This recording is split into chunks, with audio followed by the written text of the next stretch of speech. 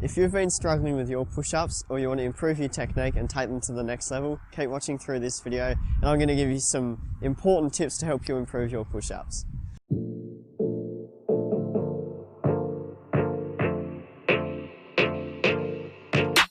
I'm working, I wanna be great, yeah. Working, I wanna be paid, yeah. Every decision I made, yeah. I ain't ever been afraid, nah. I'm always trying new things, yeah. That's how you grow and succeed.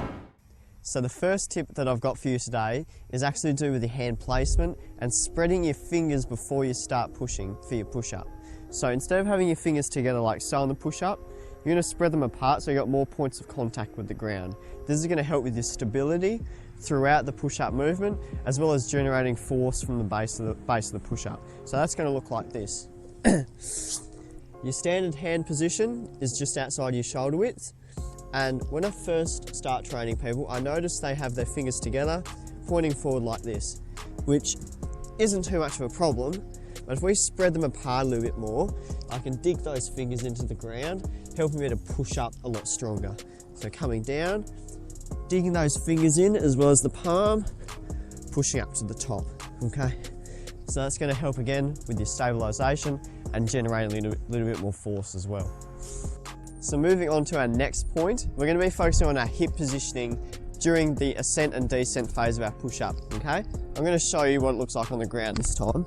So before we start our push-up, it's important that our hips come up level and our glutes are squeezed nice and tight at the top. We don't want them sinking down. So when we start doing the push-up, our hips are going to hit the floor before we even get our chest down.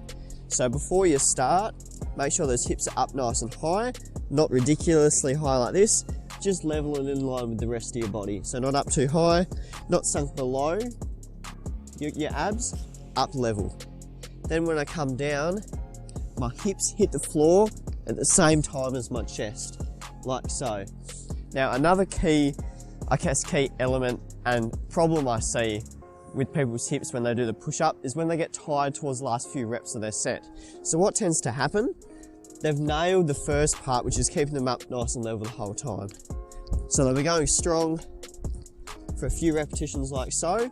When they get towards the end, they'll come down, they'll keep their hips low and start arching to get up to the top, and then fix it for the start of the next repetition like so. So that's a common occurrence.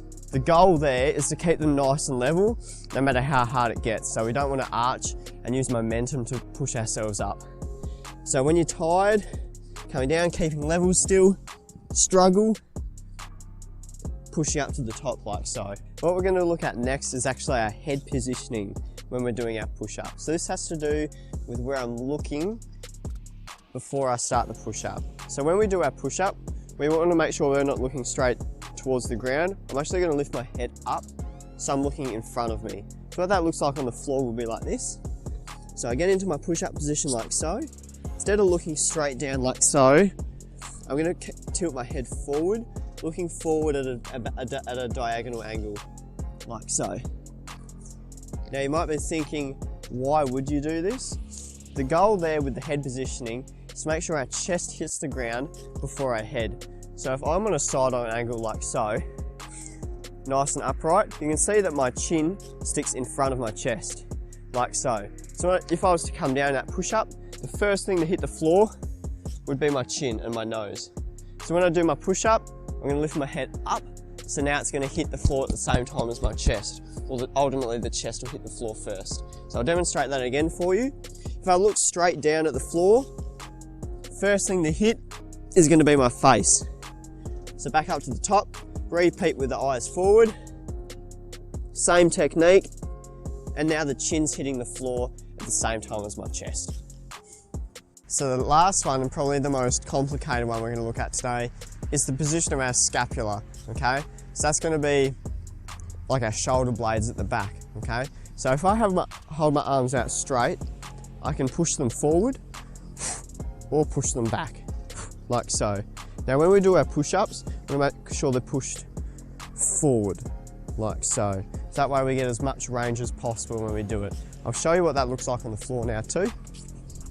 So keeping my arms nice and straight like so, I'm gonna focus on pushing my shoulders down towards the floor, palms up hard, like so.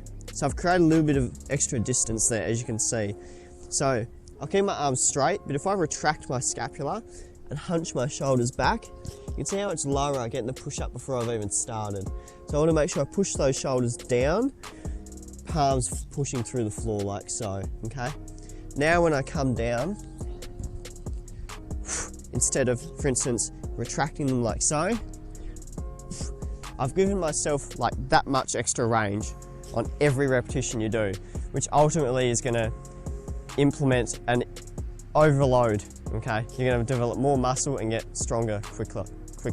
Thank you very much for watching this video. I hope any of these tips either helped you in some way or you can recommend them to a friend.